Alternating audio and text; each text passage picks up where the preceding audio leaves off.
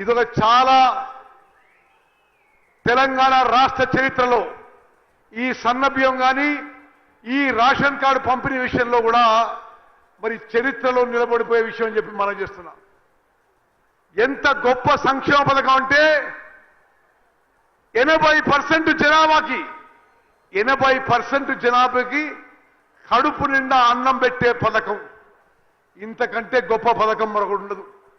తెలంగాణలో 80% జనాభాకి ప్రతి నెల 6 కిలోలు మంచి క్వాలిటీ సన్నబియ్యం మన కాంగ్రెస్ ప్రభుత్వం ఇస్తున్న విషయం కూడా నేను మరోమారు మనం చేస్తున్నాం. అదేవిధంగా మరి మీ ఎమ్మెల్యే గారు మీ ఎంపీ గారు కోరినట్టుగా నేను ముఖ్యమంత్రి రేవంత్ రెడ్డి గారిని విజ్ఞప్తి చేస్తున్నా. ఒక నిమిషం బిఎల్ఆర్, ఒక నిమిషం కిరణ్, ఒక నిమిషం వెంకట, ఒకనా మీ అందరి పక్షాన మీ ఎమ్మెల్యే మీ ఎంపీ పక్షాన ముఖ్యమంత్రి రేవంత్ రెడ్డి గారిని విజ్ఞప్తి చేస్తున్నా. దేవాదుల నుంచి గోదావరి జలాలు తుంగతుర్తికి తీసుకురావడంలో వారు సహకరించాలి, ఈరోజు వారు ప్రకటించాలని చెప్పి నేను కోరుకుంటున్నా. దేవాదుల ప్యాకేజ్ 6 పనులు ఆగిపోయినాయి. దేవాదుల ప్యాకేజ్ 6 ద్వారా తుంగతుర్తికి పాలకుర్తి ఎమ్మెల్యే యశస్వి గారు ఆమె చాలాసార్లు నన్ను ముఖ్యమంత్రి గారు కలిశారు. స్టేషన్ గన్పూర్కి వర్ధన్నపేట్కి దేవాదుల ప్యాకేజ్ 6 నుంచి గోదావరి నదీ జలాలు తీసుకొచ్చేదానికి ఈరోజు ముఖ్యమంత్రి గారు ప్రకటించవలసిందిగా నేను సభాముఖంగా మనవి చేస్తున్నా. అదేవిధంగా తుంగతుర్తి నియోజకవర్గానికి నల్గొండ జిల్లాలో మూసీ జలాలు సంపూర్ణంగా పారేయడానికి ప్రవహించడానికి మీ ఎమ్మెల్యే వేముల వీరేశం అనిల్ రెడ్డి గారు బీర్లైలే కోరినట్టుగా కొంతకాలం క్రితం బునియాది గారి కాలువకి కాలువ రివైవ్ చేయడానికి 200 కోట్లు మంజూరు చేసిన విషయం కూడా నేను మనం చేస్తున్నా. సభాముఖంగా ప్రకటిస్తున్నాం. శాసనసభ్యులు మీరు భూసేకరణలో శాసనసభ్యులు స్థానిక నాయకులందరూ కోఆపరేట్ చేస్తే, వేగవంతంగా భూసేకరణ పూర్తి చేస్తే బునాది గాని కాలువ కూడా పూర్తి చేస్తాం.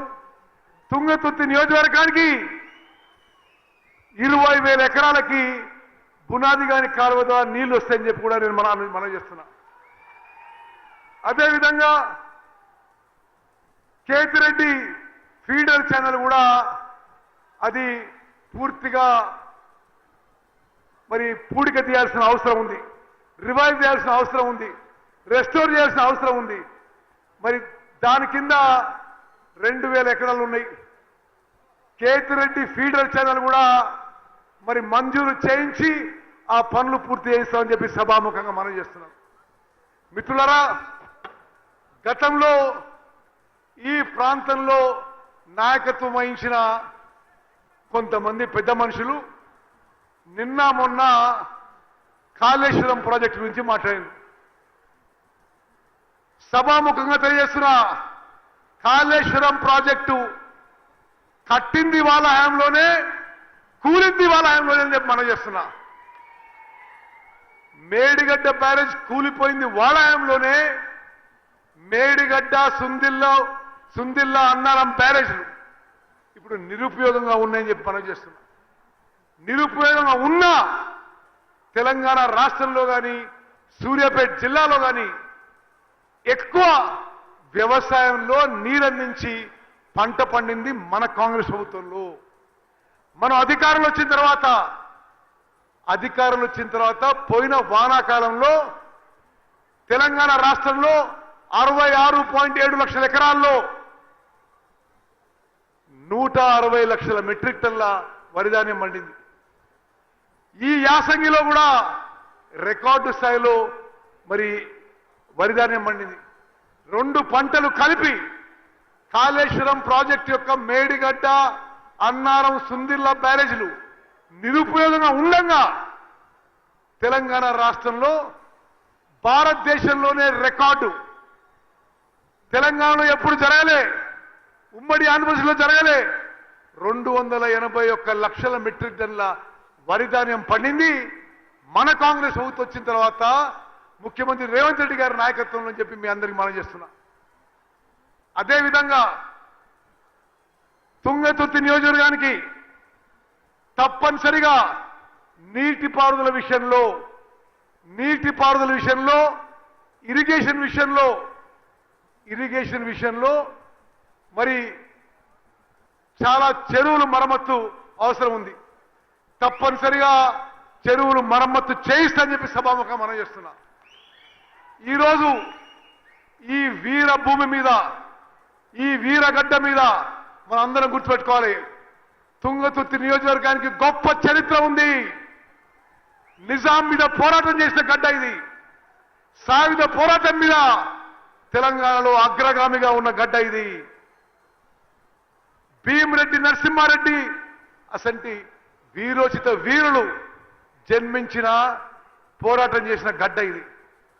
మరి ఈ తుంగతుర్తి నియోజకవర్గానికి ఏ విధంగా అభివృద్ధి చేయగలతో తప్పనిసరిగా చేస్తామని రేవంత్ రెడ్డి గారు, నేను సభాముఖంగా మాటిస్తున్నాము.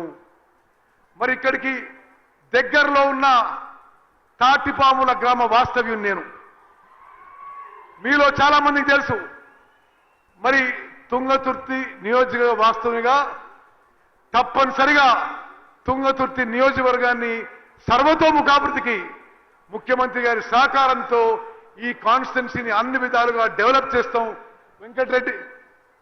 మంత్రి వెంకటరెడ్డి గారు, నేను, జిల్లా మంత్రి గారు, మీ ఎమ్మెల్యే, మీ ఎంపీ అందరం కూడా తుంగతుర్తి నియోజకవర్గ అభివృద్ధికి కట్టుబడునని చెప్పి మరో మనం చేస్తూ ముగిస్తున్నాను. జై హింద్, జై కాంగ్రెస్.